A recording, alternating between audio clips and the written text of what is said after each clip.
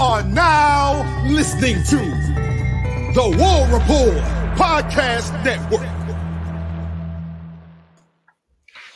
What's up, everybody? Welcome back to the College Loop Podcast, episode 168 of the College Loop Podcast. I'm Dylan Larck. I will take on Twitter. I'm joined by Mr. Harrison Tarr. Tarr, how you doing, buddy? Hey, man, I'm doing well. I'm making sure that my audio input's correct, and it is. I had to just double check that. I had a little nerves for a second there. Yeah, no, I'm doing well. I'm glad to be back on the pod. Just got back from work. Happy Tuesday to all those who celebrate. For those of you guys listening back at home, thank you guys for your continual love and support. Thanks for hanging out with us in the College Loop on this Tuesday afternoon. We're going to jump into some Auburn football, and then we're going to roll into the sports that are actually happening right now. But are going to lead with a little conversation that Dylan and I started up right before the show and decided we wanted to bring it on to here. So, Dylan, I'll let you open up the floor. Yeah, so with spring football coming up very, very soon, and also the NFL draft coming up in a couple of months as well. I would say first time in a while the NFL draft is not on or on my birthday for any of the days. So I'll be able to I'll be able to enjoy my birthday for once. But looking at this team, looking at next year's NFL draft, you can never start the draft talks too early. Which Auburn player on this current team can boost their draft stock even higher going into the 2025 NFL draft? Yes, by this current team, just to refresh everybody, I know that can be kind of hairy since the draft class has not actually been solidified yet for the 2023-2024 season. We're talking about 2024-2025. For me, it's an easy answer, Dylan, and we kind of brought this up right beforehand. It is Jarquez Hunter. And I say that because this is a young man that really could have used the couple games he had to sit out at the beginning of 2023-24 because he was a slow starter. It took a second for Jarquez to get it back into the form that we all know that Quez is capable of doing. I think that if anything, matter of fact, I know for a fact, if anything, Jarquez hurt his draft stock in 2023. Just one, missing games, two, missing rhythm, and then there was questions surrounding anything else that you want to take a stab at, whatever may have you. But this young man has all the talent in the world, and he's going to be the feature back for the Tigers again in 2024, 2025, and a host of backs that I think can get the job done, whether that be him, whether that be Jeremiah Cobb, Brian Battie, and obviously Damari Alston. This is going to be a group that's going to have to share touches, but Jarquez needs to establish quickly, early, and often that he's going to be the featured back if he wants to find himself somewhere on Mel Kiper's big board coming up in the 2024-2025 NFL draft, rather. I think that a lot of this is rebuild for him, Dylan. I mean, like I mentioned before, it was almost like you'd built up this metaphorical Lego house and kind of just tripped over and knocked into it and knocked it over. And look, that happens. It's unfortunate when it happens to guys, especially when Quez got a little banged up his sophomore year. And then, the unfortunate missing of a couple of games his junior year that I think truthfully, well, we know for a fact stopped him from being a 1,000-yard rusher because he was in smelling distance of what could have realistically been a 1,000-yard season, specifically if we would have played against a couple of those weaker opponents. I think that this young man really could find himself in position to be a second or third round draft pick should he have the kind of year we think he can. Second or third is probably a little high. Third or fourth feels safe to me. But I mean, if he has a tremendous year, who's to say? The possibilities are limitless. And I don't think that this running back class in the 2025 draft class is all that crazy. I'd have to go back and look at the too early big board. There are certainly some names out there, but I would like to think that Jarquez could find himself in the mix. Yeah, I would say Ollie Gordon, I think, for Oklahoma State probably might be the only running back that might get in those early rounds, especially with the decrease in running back appreciation in the NFL. But I do like Jarquez in that conversation because he's going into a senior year where he's going to have to battle it out with Damari Alston, who I think in more games than not, Damari outplayed Jarquez, but Damari got banged up against, I think, Texas A&M. And got knocked out for 3-4 games and never really saw Damari take those reps that he had. Brian Battie, I think it'll be a guy that we can talk about a lot in this, but I don't know if Brian Battie gets ahead of Jeremiah Cobb in this season. I just don't think it's feasible. I don't think you can keep touches away from Cobb, and you really can't take him away from Damari either. I think Damari's one, he's up next, and two, I think that he's going to be an NFL talent. Jeremiah Cobb, no exception. I think you have to sit there with Brian Battie and be like, hey, you're going to get your touches on kick returns, but we're going to need you to make those smart touches. If you're the back of your heel is an inch from the back line, that's just fair catch it. Let's just take a knee. Let's just do something that's not running it out of that. But when I look at this answer, I feel like there's on the defense side of the ball, I feel like it was a very easy one, and I had to battle it out between who I want to pick here. But I look at Keontae Scott and I look at Eugene Asante, who I'm going to go with, and Eugene was a happy surprise of this past season, and definitely made some money if he would have left for the NFL draft this past year, but opted to stay. The let's work mentality remains. I think he's going to be a key leader to this defense. Going to be a starter. I think that's without question. But you always have those questions as soon as a player opts to return instead of going to the draft or better years. There's always that sense of urgency that you have to play better than you did in the previous year, which, whether you like it or not, can harm a player's ability to play. That lingering shadow of the NFL hurts those players that remain to stay. We saw it with there's been players throughout Auburn history that have opted to stay another year and then just regressed. Look at Jarrett Stidham's stats from That's exactly where my mind went. 18. It's just something that always seems to happen. And this is not just an Auburn thing. I'm saying that because I'm just solely in the Auburn sphere, but this is a thing that happens all across the board of college football. But Eugene Asante has an opportunity to really put a name out there for himself. Go from a guy who could go round 3 back to round 2 and round 1. I can't remember the last time Auburn really had a linebacker who was able to get drafted that high. I feel like the last time Auburn had a linebacker get drafted was Deshaun Davis. It would have to have been Deshaun Davis in the 4th. I think 4th round of the Bengals. Maybe in 5th. But before that, I mean, Josh Bynes was a late round pick. You could go real further than the Cam Newton days for me to start naming a bunch of linebackers who did get drafted earlier on, but it's not happened in a hot minute. I think Eugene Asante can do that. He just has to keep playing at the level he was. Avoid those injuries. Auburn picked up some linebackers in the portal and in the recruiting class, so you have some depth. Wesley Steiner is still there, so you have depth in other positions. You gotta, if you're Eugene Asante, you have to look at this year as this has to be my best year yet. And I definitely think with how he plays, with his mentality, with his leadership skills, Eugene Asante could be the highest drafted player for Auburn football in 2025. Sorry, I had a little sneeze there. Thank you, sir. Yeah, to your point there, and I'm not going to spend too much time harping on this, but I want to remind everybody, expectations for returners that are elite level returners, which Eugene Asante is in that category, in my opinion, and I think you would agree. They can't be too lofty. It's not fair. I say that because let's not forget that Jameis Winston's second campaign at Florida State was really not that impressive. And he wound up, he was a damn Heisman winner. Manziel, beyond his freshman year, he was a video game in moments, but he wasn't the guy that he was his freshman year. I mean, the quarterbacks are the blaring example because they get the most notoriety, right? But it's not an uncommon factor to see guys with a lot of talent. What are you giving that face for? Jameis made it to the CFP, and Johnny Manziel was in the Heisman race. Yeah, but Jameis also, I won't go down this road. That Florida State team, I think we can both agree, was not as good as they looked like they were on paper. Sure. And Jameis didn't do the special things in year 2 that he did in year 1. He was very, very special. Or year 1 of big time Jameis. And that's kind of how my brain works there. That backwards pass against Oregon in the CFP, though, that was art, though. Yeah, it was something. It was one of the plays of all time. But I do want to remind everybody that that's unnecessary pressure is unbelievable. Look no further than you mentioned the greatest example of all of them in terms of keeping it local. Jarrett Stidham, a young man that had all the talent in the world and really got screwed his second year on the Plains in terms of his offensive line just depleted and decided not to help him out. So yeah, don't want to set the bar too high, but I think that Eugene Asante can certainly jump himself up there and be a first, second, and third round guy I feel really good about. Has a hell of a year. I mean, the first round's not off the table, folks. It's really, really early. You've got at least 12 games of ball to play, and you got a lot of film to put down. He'll do well at Pro Day and the Combine. Oh, for sure. Is there a guy that we're not talking about right now that we could be talking about later on as a guy to look out for? Absolutely. Rivaldo Fairweather. I'm keeping it on the offensive side of the ball, but that guy's an NFL tight end. He just needs some help. And I'm sorry, I'm trying to avoid the Peyton Thorne conversation, but the quarterback conversation, his quarterback's got to help. He's got the skill set and the tools. The fact that he decided to return this year, not overly surprising because I don't know that his stock was all that high, but that young man could really jump up some boards after this year if Auburn is able to use him effectively, which when you put the ball in the hands of Rivaldo Fairweather, special stuff happens. I think he's got all the talent in the world. It's about whether or not the Hugh Freeze camp can scheme around him and help him out in that regard and really use him as the weapon that he is. If this guy could go grab 6 or 7 tutties this year, that'd be amazing, first off. But like 4 or 5 touchdowns for sure, you're in really good shape.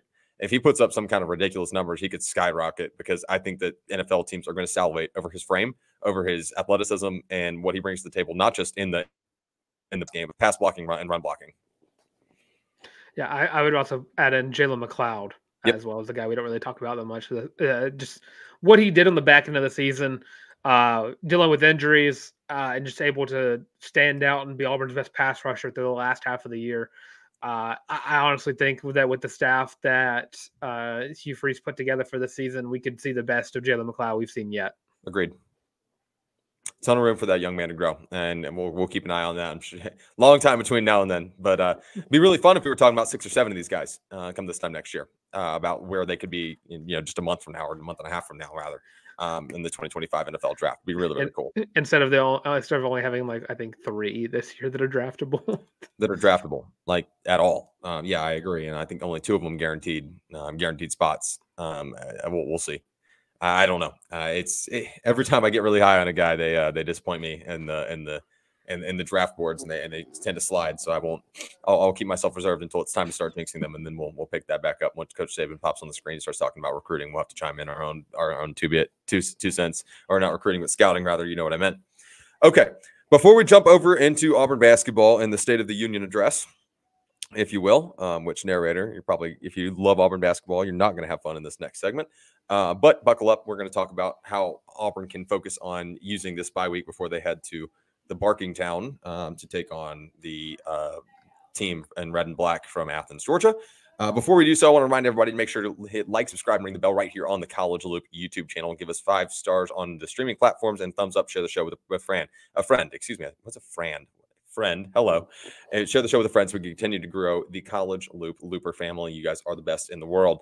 Make sure, if you're on the YouTube stream, drop a comment, give us your feedback on guys you think that are draftable and have the most to prove in the 2024-2025 season, in the 2025 NFL draft class. Give us your projections for the young men that are leaving Auburn this year to head to the NFL draft just in a little over a month away, and tell us where you think that they land, best fits for them. Want to hear that feedback from you guys. And as always, everything we're about to talk about, whether that be basketball, women's basketball, baseball, or softball beyond, want to hear your feedback on that as well.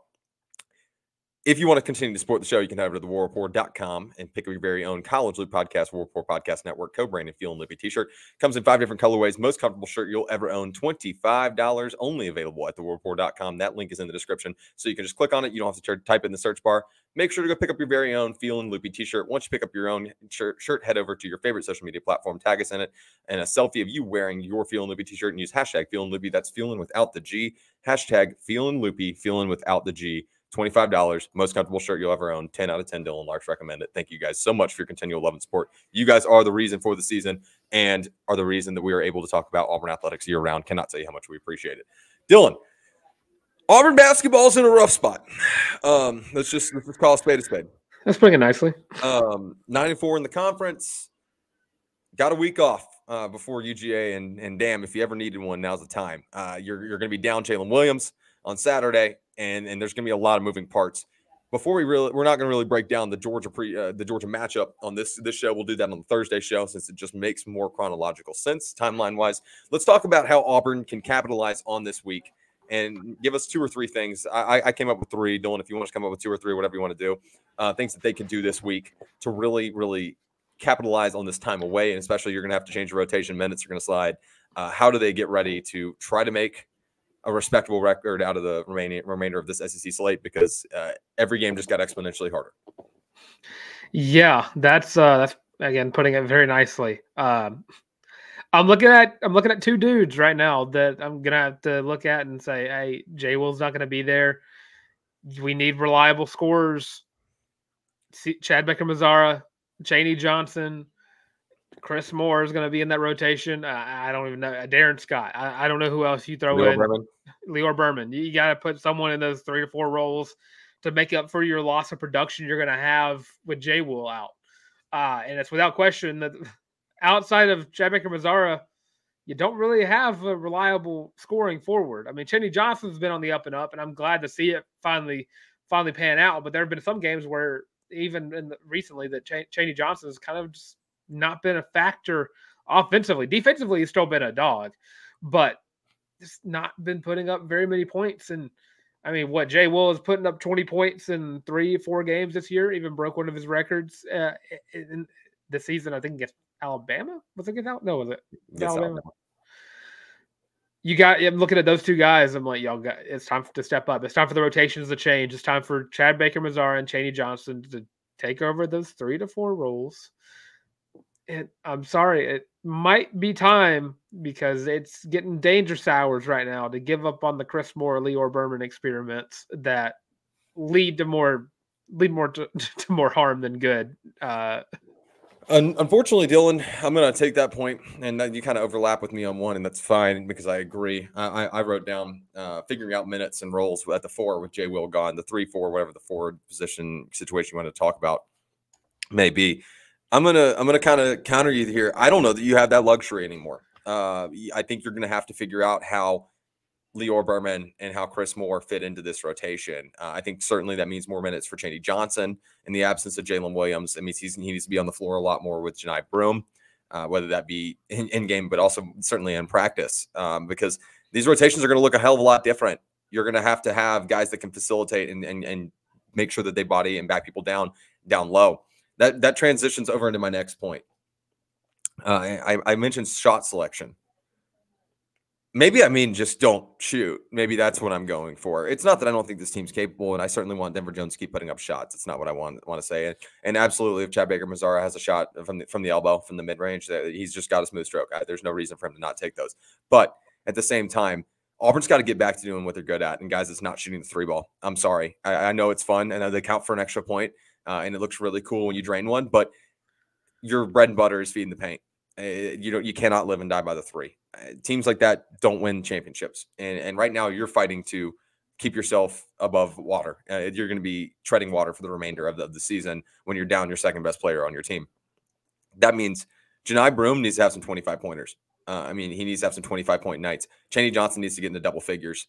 And you've got to make sure to find a way that if Chris Moore's out there, and God, I love the dude, and I appreciated all of his efforts at Auburn, but he does not need to be putting up shots. He's got to find ways to make impacts off the ball, and that means going back to the film room. That's kind of what I'm all encompassing with my shot selection here. You don't have the luxury anymore of being able to have one of those premier rebounders that's not a 4 or 5. I guess Jay Will played a big 3, small 4, but you don't have one of those true 4-5 guys, true 3-4 guys that can rebound behind Janai Broome. You're going to need Chaney Johnson to step up in a big way, which he has done in moments this year. But you've got to make sure your possessions count. They're infinitely more valuable now than they were beforehand. Not that they weren't beforehand, which is a large part of the reason you lost to Kentucky. But you've got to get back to feeding the paint. Here's the reality. If you outscore the other team in the paint, about 80% of the time you're going to win the ballgame. Now, that's just the reality of things. Make them challenge you at the rack, get your opponent into foul trouble, and that's got to be the name of the game going forward. I love a good logo 3 as much as anybody. It doesn't land, it doesn't hit more often than it does. And right now, this Auburn team couldn't hit water if it fell out of a boat. So you got to piece that together. We just saw the duality of man in the last 2 games in terms of shooting from the field. That kind of ties back into my my last point about shot selection. Aiden Holloway, I'm really excited to see what you can do as a sophomore. Stop shooting. It's done. I respectfully, he is got all the talent in the world, and he has no confidence, none. He's not shot chasing. So when he puts up a ball, guards, you are supposed to follow your shot. Your big men a little bit different. The big men got to get back, and I get that. But guards, you got to follow your shot. And if I see one more possession where a guard takes the ball down the floor and doesn't move the ball and does not pass, I'm going to lose my mind. You've got to spread the floor, you've got to create spacing, and you've got to pound the ball inside. That is quite literally the only way you win now. And I am not being dramatic, because let's not forget Jaylin Williams was pretty damn lights out from 3 this year. You are losing a lot of production there, so you've got to find creative ways. Other than that, Dylan, my 2 pieces were navigating simple switch defenses. You got to, and then like I mentioned, figuring out minutes. But the switch defenses and just looking lost. What in the world, guys? You've been doing this since before high school. It's not that tough. And they looked like Auburn looked on Saturday like they had never seen a switch in their entire life. I parked their ass in the film room until they were able to tell me where cutters were going on play-by-play. Like break it down play-by-play. and tell them where their cutters and switch need to be, where their cutters need to be, and which guys are going to switch. Like it is actually sickening to watch Auburn get bullied in the paint when you've got, in my opinion, a first-round draft pick in Janai Broom under the bucket that's absolutely capable of taking on anyone. And when they shut him down one time, I feel super bad for them because he's now made it his personal mission. Yeah. So that's where I'm at on this team, Dylan. I would also look at the guard position. Trey Donaldson, you cannot have another 1-point game ever again. You're going to need to see that Trey Donaldson we saw against South Carolina, the one we saw against Alabama. Those 10, like, I won't even say 10, like 8 to 12 point games for Trey Donaldson would be huge, because you're getting you have to make up ground with more players than with what you're losing in Jaylin Williams. You would need Chris Moore to start putting up 5 to 6 point games. You're going to need Trey Donaldson to start putting up 8 to 12. You're going to need KD Johnson can do what KD Johnson wants to do, I guess. I can't really tell him what to do and what not to do. But you're going to need like Lior Berman to maybe get 4, 5, 6 points as well. Like, you're going to need players who usually round out the box score with 0 to get those points that you're missing out with Jaylin Williams. Now's the time if you're going to prove that your 10's better than their 10. It's time to man up and own up to what you've been claiming all year, because we're about to find out if Auburn really is, if their 10's better than your 10, because now it's your 9, their 9 better than your 10. We're going to find that out quickly. So we'll break down Auburn's chances against UGA on Saturday. I'll just go ahead and let you know I've got the Tigers on upset alert. I don't love where Auburn's at right now. Georgia is Stegman is a place where good teams go to die, and I am unfortunately reporting to you that I think Mike White's doing a decent job in Athens. So we'll break that one down. Break down Auburn's chances on the Thursday show. Let's pivot over to the women's side, and narrator, it doesn't feel a whole lot happier. Auburn collapsed against Alabama in just miserable fashion on Sunday. And Dylan, I'm going to overreact. I'm really worried about this team making the tournament now. I felt really, really good about it. But then you look coming down the stretch, LSU, who you're not beating twice in a season. You're just not. Texas A&M, who they got the better of you in College Station. I think that you're a much better team now than you were then, but I just don't know. Mississippi State, which is a toss in my opinion, and then Florida, which is on the road, and I will never believe an Auburn basketball team can win in Gainesville. So, I mean, that could be the case, but I really don't know. I think you've got 2 winnable games left on this schedule somewhere of the Texas A&M, Mississippi State, and Florida. I think you got to win both of them. You got to win 2 of those. And I'm not sure about how I feel about how bad Auburn's going to get throttled in Baton Rouge, because that team's playing way better basketball than they were earlier in the year too. So I don't know, Dylan. I may be overreacting, but I am really worried about Auburn being a first 4 out. I do think you're overreacting a little bit. I do think this team is probably going to be. I still believe this team will be in the NCAA tournament. If not, this is an NIT championship team, if I've ever seen one. They've got to win 1 or 2 in the SEC tournament. I think they can, because they'll be paired right now as it stands. They're 10th in the SEC, which would have them day 2 going against. I'm trying to do mental math. 7, right? Yes. Which is Arkansas, they played against Arkansas early on in the year and lost by 2. Sure. I think they can switch that around if it's not in Fayetteville. I do think that Auburn can pull that out. I think this team is still way ahead of schedule. I still think this team has a good chance to get to that tournament. I don't know how likely they are to make noise in the NCAA tournament, but I do feel this team is weird enough to make some noise in the SEC tournament. I think they're good enough if they can get in that they can make a little bit of noise, because I think this league is so good. I don't have any reservations in saying I think the Southeastern Conference is probably the most talented, if not the second. They're definitely the second most talented women's basketball conference in the country. But you got to get there. And I'm concerned about that. I mean, obviously, you win the conference tournament, it takes care of itself, but nobody's beating South Carolina. I mean, that team is just unreal. You got to get at least 1 win in the SEC tournament, in my eyes, and I think you got to win 2 of your last 4. I think that your case is probably solidified. If you win 3 of your last 4, you're 19-10. Sorry, You'd be 19-10 going into the SEC tournament. You grab one win, you're a 20-win team. That's kind of just leaving it up to the committee at that point. And if you don't win two or three of your next four, I think you have removed yourself from the conversation. I don't know. It's going to be close. I think that that win over LSU, that Q1 is going to carry a lot of weight. And being able to handle teams like Kentucky, like Missouri, I think that and only losing to South Carolina by I know 22 doesn't feel like but like only losing by 22 and not losing by 40 like most teams. I think you've got the resume, but you've got to get the wins. So I think they're fringe.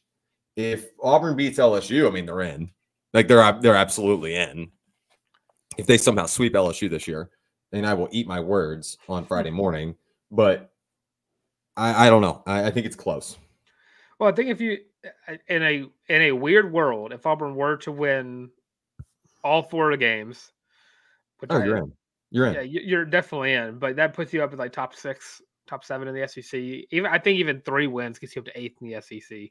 So you're getting a better draw, and I think Neville Arena is a good place to finish out the season with Texas A&M, Mississippi State. Mississippi State not looking not much better than Auburn. Texas A&M tied with Auburn. I think you can get those wins, and then of course this Florida team is not good. It's not, but Auburn's lost to some crummy teams too. I mean, I think Alabama's pretty bad. I think that objectively, like whatever, regardless of what the paper says, I don't think that Alabama team's all that good. Let's not forget, Auburn beat the ever living crap out of them. I mean, 13 doesn't feel like a lot, but the game does not feel that close. It's kind of just the fact they had them beat for 3/4 of the game. Yeah, well, that does. But the game play, you don't get 75% of a win. Yeah, I'm aware of that, but I was getting that. But this Auburn team is really good, and if they could just put together 4 quarters, all 4 of them, of good basketball, this team can do some real damage. This team can surprise some folks who aren't paying attention, because I mean Auburn's not been in the national spotlight since they beat LSU in December, early January. This is a team that no one's really talking about outside of the fact that it's probably one of the best defensive teams in the SEC, and one of the top ones in the country. If they can give 4 quarters of consistently good offense, or consistent offense in general, it'd be a lot easier to tell where this team is going to end up. Because I will die on the hill that if this team is first 4 out, they're going to be the champion of the NIT. That is I would die on that hill. I think they wind up in that conversation for sure. I don't know. I'm cautiously optimistic, but at the same time, I don't know, man. It's gonna be tough. It's gonna be, you're gonna have to really put up probably win a game you're not supposed to between now and then, and you're gonna need help too. So I don't know. All this to say, they're very much in the mix. I don't think they're in at the moment, but they can be. I think they were in, and then Sunday happened, and then they took themselves out. I'm trying to think of being an Auburn fan of any sport where you're not cautiously optimistic about anything. Yeah, if that's not the truth. Well, speaking of, let's talk about Auburn baseball. Speaking of being cautiously optimistic, first off, Carson Myers, co-SEC pitcher of the week. I'm not saying I told you so, but I told you so. This guy's going to be disgusting, and he gets to take on a familiar foe on Tuesday night. So tonight, as this show is coming out, as UAB is headed to Auburn, Alabama, to take on the Tigers at Plainsman Park, little in-state, known biggest in-state rival of the Auburn Tigers. Just so everybody knows, big, huge rivalry game between Auburn and UAB. And this UAB team is not bad, Dylan. I mean, they obviously kind of become a farm team, as those teams in Birmingham tend to do, to pipeline talent down to Auburn. See Samford and Sonny DiChiara. No need to look too far back. But UAB entering this game 2-1. They had a rough little debut, giving up 12 runs to Kennesaw State, who, by the way, has been perennially a tournament team as of in recent memory, not the past couple of years, but in recent memory. It's not a shambles program. They gave up 12 runs, losing 12-7 on Friday, but then bounced back and won 12-4 and 3-0 on Saturday and Sunday. And they're doing it on the mound, Dylan. Well, I mean, I don't have to tell you that, but other than the fact that I was saying the last 2 games that they did win, they gave up a combined 4 runs, one of those being a perfect shutout. Three of their their two starters in Daniel Collin and Blaze Berry. Colin Daniel, and then Blaze Berry. Blaze Berry, great name for a UAB player, by the way. Berry slung 5 innings flat, gave up no runs, and then had a .059 average against him, and only had gave up 4 walks, which is going to happen. And his whip sitting right there at 1 flat. Colin Daniel, 8 innings of no run work, and he only gave up 4 hits in the process. No runs, no earned runs, only 1 walk, 4 Ks. Opponent's batting average 148. He got a little help from his defense, but still shoving 8 innings is absolutely ridiculous. This UAB team, not going to have any of their Friday, Saturday, Sunday guys. So if you're theoretically dipping into their bullpen, excuse me, and pushing over to a younger guy like an Isaac Warwick who threw, I think, 4 innings this past weekend, who could see another inning of action out of the bullpen on Tuesday, that may need some work and need some tune-up work. And Auburn's going to be the same way. We've not had a starter announced officially that I've seen, Dylan.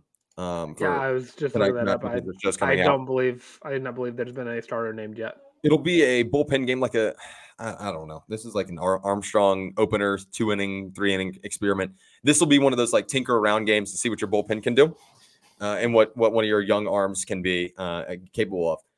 But this UAB team's nothing to sneeze at. I mean, they're already hitting about 240 on the season, which right now it's tough to kind of put those numbers together because you only got 3 games worth of sample size. But if you look at a team total, 240, that makes sense. It means 1 in every 4 guys gets on base, or gets a hit. Their on base percentage is .357, so they draw a lot of walks as well. They've already drawn, I looked at this number earlier, 17 in 3 games. That is crazy. That is really good over the course of just three outings and 27 innings of work, and you're drawing 17 walks. And I've already somehow been hit 3 times by a pitch. That's just an interesting stat for you. Auburn should have a good test in the midweek, Dylan. A good sharpening test to be able to figure out where they stand before they head to Jacksonville for the Jacksonville Baseball Classic and take on Iowa, Wichita State, and Virginia this upcoming weekend, which we will preview on the Thursday show. I like Auburn to get the job done here, but I think this one could get weird. It could get close. This could wind up being like a 12-10 game where everyone's just trying to figure out where their role lies in the bullpen on both sides. So this one's going to be fun. Yeah, let's go 14 innings on a Tuesday night. Why not? What in the Auburn Georgia Tech? What did we play, like a combined 26 innings last year? It was something crazy like that. Yeah, I made the decision to watch one of them, and then after we got to 14, it then haunted me. And when the next one came around, I was like, you know what? I'll just wait till after the game. Yeah, I went to the one in Atlanta where Tech walked Auburn off, and then I watched the other one. And both times I was like, oh, my God, I have work tomorrow, dude. Let me go to bed. But, yeah, should be a fun one. Always fun to play these in-state schools. That's the best thing about baseball to me, is getting these home and homes with all the smaller schools and directional schools around the state. Very, very fun opportunity for Auburn alum and Auburn fans around the state to be able to go travel with the team, and also for these smaller schools to make some serious revenue and be able to build in their program, which, mind you, Alabama is the state of baseball. UAB, South Alabama, Jacksonville State, Samford, all very, very good, often tournament programs. So I think these are super fun. Troy, forgot about Troy. Jacksonville State? Did you say Jacksonville State? Mm-hmm. Okay. Troy's the only one I left out. I feel like we're forgetting someone. UNA. That's right. Yeah, UNA. I will say also, too, it's because we're going to be supporting our picks of the year. Your boy got pitcher of the week. I will say my boy, Cooper Weiss, did get the single game program record for stolen bases. Yeah, that's nuts. Four stolen bases on Sunday for Cooper Weiss. He's also batting .500, which we can only assume logically is going to hold. Chris Stanfield, by the way, hitting .444, another guy that we said we were keeping an eye on. We can only, and Ike Irish right there, just a measly .385. We can only assume that those numbers are all going to stay the same. I would love to know if there's been anybody. I want to know what the closest is that anyone's ever gotten to batting .500. Because I there's probably been someone crazy out there, like not recently, that has gotten that close. But I would love to see how this bullpen's going to look on Tuesday. Because I don't think you're probably not going to see Carson Myers or Jogo at all. Do you want to put Alsop out there or no? No. No, I think this would be a nice Drew Nelson game to see if Drew Nelson can pick it up. Throw in Greg's son out there. Why can I never remember his name? Oh my God. Greg's son? Yes. Ryan. It's so easy to remember, and I don't know why I always forget it. Just see how this young bullpen can really stand up against a very, very good American team. UAB is now. They're not CUSA anymore, right? They're American. Yeah, so be a lot of fun on that front. Are you looking up the? I'm gonna let you roll in softball while I look up the single season batting average record. All right, and Jesus. Just to go into softball. Hold on, no. This guy's a dog. In 227 at-bats, Keith Hagman of New Mexico in 1980 hit for 551. That SOB got on base 125 times. And then the career for your minimum 200 at-bats, this is career. That last one was single season, is Ricky Weeks of Southern U in 2001 to 2003. We were alive. In which he went 465 in his career. Those dudes saw the baseball as if it was the size of a beach ball. That's unbelievable. Also, a fun little stat I've just found. Consecutive games where you hit and reach base safely is held. The record's held by Robin Ventura of Oklahoma State in 1987, in which he reached safely on a hit in 58 straight games. What the hell? Did any of these guys make the league? I don't know how well does hitting in college translate to the pros. I gotta know how well they did, because if someone in their college career batted like 460, that's gotta be like a top round. There are 6 players in NCAA history that have had 2 grand slams in a single inning. Well, didn't the Arkansas had a softball player yesterday or a day prior? She completed the home run cycle. She had a 2-run, 3-run, then she had a solo home run, or she had a grand slam, then she had a solo home run after the grand slam. Good Lord. 4 for 4 with 4 homers. Yeah. That's unbelievable. Sorry, I just found all this, and this is unbelievable. Like, I know, that's wild. But speaking of softball, Maddie Pinto and Amelia Larck have been named to the Puerto Vallarta All-Tourney team for their outstanding performances. I think Amelia Larck had a grand slam and a couple of homers while she was in Mexico. Maddie Pinto, of course, doing Maddie Pinto things as well. So, and they're going to be up for the Plainsman Invitational back this weekend. Relevant Auburn stat I found, and then I'm done. 1987, a sophomore pitcher for the Auburn Tigers held the single season earned run average record. Is it Greg? That would be Greg Olson. Shout out, friend of the program. Anyway, I do love Greg's Twitter interactions whenever he sees like one of those posts where it's like, you see this logo, who's the first player that comes to mind? And he responds with himself all the time. We also hold the record. John Powell of Auburn also holds the record for most career hit batters with 602. Never mind, it was strikeouts. It's like, dude's a menace. What the? I was like, how'd you not get kicked out of the league, man? Like, dude, that's like an arrestable offense. That's an arrestable. No, that is aggravated assault. That's unbelievable. What is that record now? Now we got to figure out another record. Yeah, no, actually, I'm just seeing if there's any notable names. I'm listening though. Welcome to the College Loop weird record special. We are going to go through the weirdest records in college baseball history. I would really love to know who is the record for Ray Wagner of Auburn from 1992 to 95 had a career of 998 at bats. What the hell? How? He played in 246 games. Did he split time? He was a leadoff hitter and then he was like the designated hitter, like in the had to. Like he was just batting. Like he was just batting. That's all he did. He's like, you know what? Everyone else is a runner. Fun fact: I don't know if you knew this or not. I did know this one. John Powell holds the all-time strikeout record, career strikeout record, 602. That bears in comparison to the guy who took almost 1,000 at bats in 200 games. John Powell's name's everywhere on this. This is unbelievable. Is he not in the Wall of Fame? I don't know. I'm just gonna be transparent. I just don't know. I don't think he is, and apparently. What the hell? What? Last one, we're all softball, probably. Most combined strikeouts in a game. Arkansas and Auburn on May 19th of 1994 played 17 innings and combined for 41 strikeouts. I would gouge my eyes out watching this game. Hey, if you like pitching duels, that is one. All right, I'm closing the tab. Tab is closed. That's unbelievable. Last bit of news before we get out of here. After we've had a weird little record tangent that was a lot. What was weird about that? Was cool. I still got to know who hit the most batters. That's got to be a record I got to find now. Why did you let me close that? I could have told you. I already asked about it. I didn't hear you because I was too locked in on the fact that someone almost had 1,000 career ABs. Just AP poll news. I believe I saw a perfect game put Auburn Baseball at 14.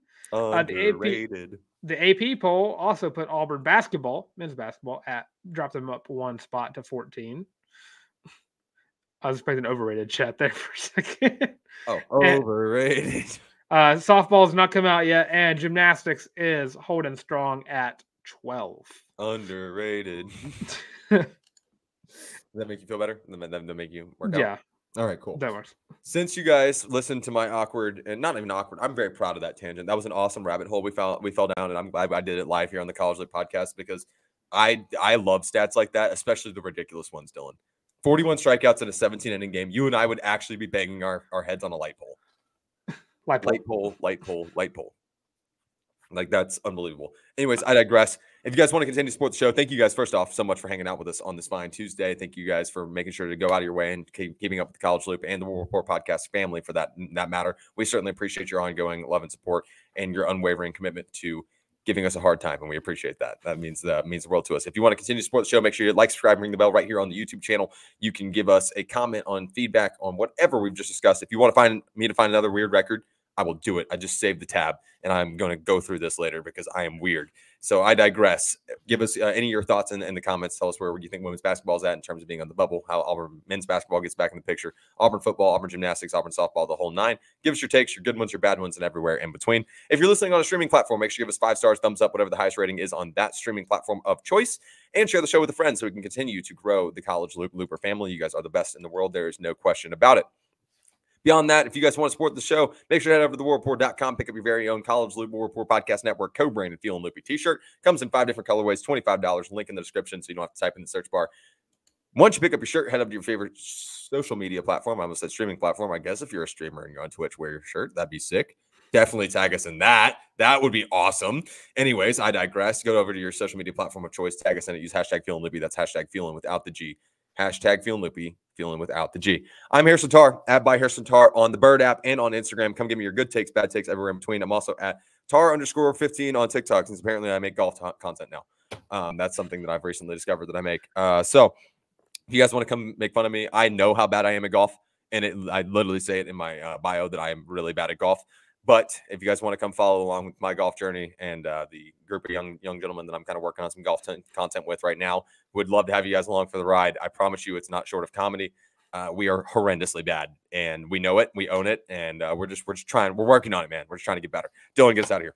Were you about to say golf tent? Huh? Were you about to say golf tent? No, I said golf content. Oh, I was trying to. If you were trying to do like one of those like teacher talk and kind of stuff, I just make golf TikToks. I will say the one video of him absolutely shanking one to the left, that was worth a couple of watches. Got a new one out today. It has almost 1,000 views already on it, and the like counter is not exactly proportional, but we're getting there. And it is of Drew Brandon drilling me in the head with a practice ball. So make sure you go check that one out. It wasn't really a drill; it was more of a. I turned the volume down. You can hear it plink off this low. This O and good. You hear it's just. Touche. And yeah, it was fun. I cut out the one where you hit me in the eye because it wasn't as funny of a reaction as opposed to everyone behind me losing their absolute shit when he doinked me in the head because it was dead silent beforehand. I don't know. I feel like I prefer the one of you cry and getting hit in the eye than. I wasn't crying. I was just more or less got hit in the eye and then arched over laughing. And then Drew tried to hit a can of Altoids at us. All right. Well, I'm Dylan Larck, @Boateng on Twitter. Also have me on Instagram as well at Dylan Larck at DYLANLARCK. And of course, you find me right here on the College Loop. Which like, comment, and subscribe. Leave your thoughts on Auburn football because they are coming. The spring practice days are coming up very, very soon, and we are so happy that it is. And of course, Auburn Baseball, Auburn Softball, balling out as well. Leave your thoughts on all Auburn athletics going on this spring athletic calendar. And of course, if you are looking to follow us anywhere else, you have us on TikTok, Facebook, Instagram, the works, all of those at the College Loop. And if you're tired of seeing our faces, completely understandable. Have us on streaming platforms as well on Spotify, Apple Podcasts, Google Podcasts, and of course, Amazon Music. And of course, all that being said, this has been the College Loop Podcast. Love you guys.